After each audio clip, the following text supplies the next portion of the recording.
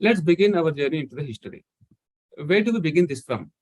So let's begin this from the most famed Alexander's Indian campaign.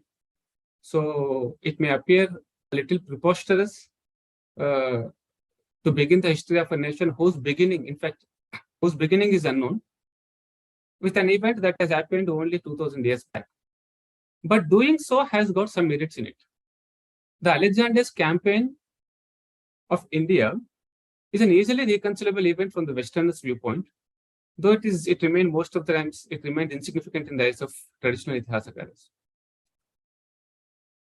Let us quickly glance through what actually happened with Alexander. Most of us know it in greater detail, so I'll just glance through.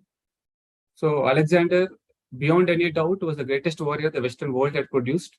He inherited a small piece of kingdom from his father, set out to conquer the entire world, defeated the mightiest empires of those times. Historians often say more important than Alexander's winning streak is the consummate ease with which he won those territories. There was no opposition. Literally, there was no opposition till he reached Persia. Even he conquered Darius III with utmost ease. What aided his military victories was the impregnable phalanx. It was unbroken actually most of the times. And he had fast-moving cavalry to his advantage. And the generalship of the Alexander. All this put together, it made easy for him to conquer the world. So with the same, after having conquered Persia, he entered Bharat. When he entered Bharat, let's have a small look at, a brief look at this map. It is always desirable to know the strengths and weaknesses, how both the sides stood just before the battle took place. So on one hand, we had one kingdom which spread half of the world, facing which was a small king. When he entered Bharat, he faced Porus, we all know. But before facing Porus, Alexander had to fight with small tribes in India, like Bazira, Masaga, and Ora. It is said that Alexander had lost major chunk of his army to these tribals. And he had to resort to treachery to overcome these tribals. So finally, when he arrived into the Bharat and faced Porus, Porus was all set to take him head on at the banks of the Jhelum or Vitasta, the river Vitasta. This is also known as Battle of Hydaspes. And this actually the end of Alexander's dream of conquering the world. After this, we all know that he returned. There were different reasons given for his return, but let's briefly try to understand what actually happened during the battlefield. Initially, Alexander was taken on by the son of the Porus. Porus' son took him head on, wounded and wounded Alexander, even killed Alexander's most beloved horse, Bucephalus, and almost single-handedly decided the fate of the battle. But unfortunately, he was killed. Then Porus took Alexander head on. And Porus' strategy to Greek was simple because the strength of the Greek army had always been the phalanx formation and its cavalry. To counter this, what Porus did was very simple. He placed the bearded elephants at the front, infantry behind the elephants, and cavalry on both the flanks. Facing war elephants was the first time. Greek army faced many in opposition, but they never faced war elephants in an actual battle. So facing war elephants for the first time for Greek army, and it had no answers for raging elephants. Greek phalanx was broken, the army was shattered.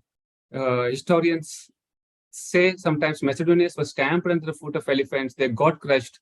And the enemy was so frightened, the Greek army was so frightened with the kind of havoc created by the elephants that they never wanted to see elephants again in their lives.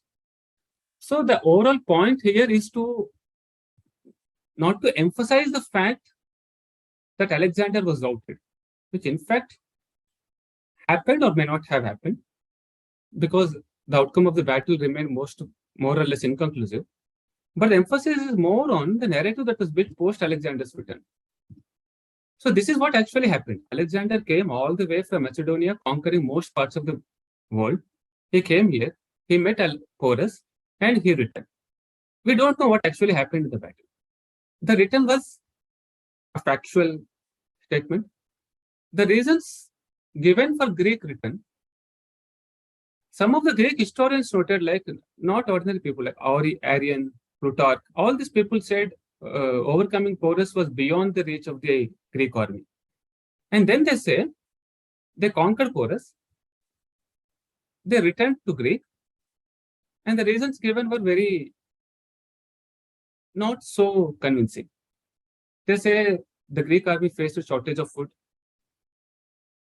Isn't it quite astonishing that they have traveled all the way from Macedonia to Persia, which was most desert area, arid region, and once they reach Panchanadar region, which is the most fertile in the world, and then they complain of the food, doesn't make any sense actually. Then they also give another reason that the Greek army turned homesick. Let's for a while accept this theory. But a homesick army usually takes the most familiar route and the easiest route and the shortest possible route. But what Greek army did actually, it took southwards because it was fearing the backlash from the tribals which they overcame with treachery.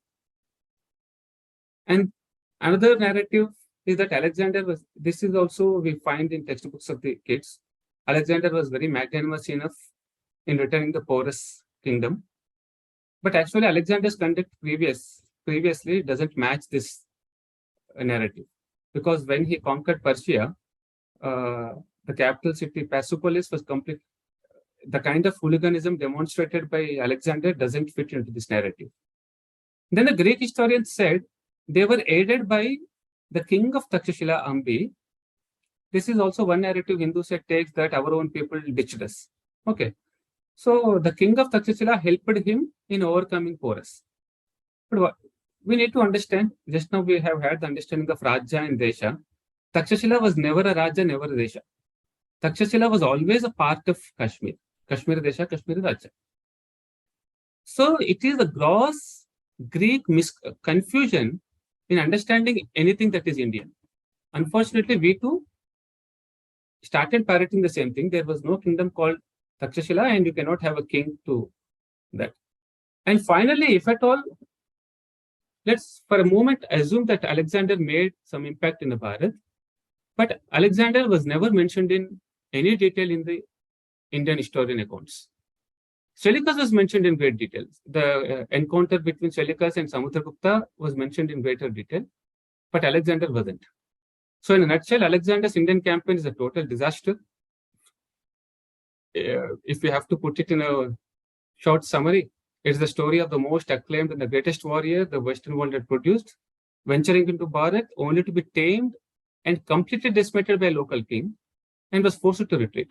Alexander was never considered to have posed any big challenge to Bharat, and our historians consider him too insignificant to mention in great detail.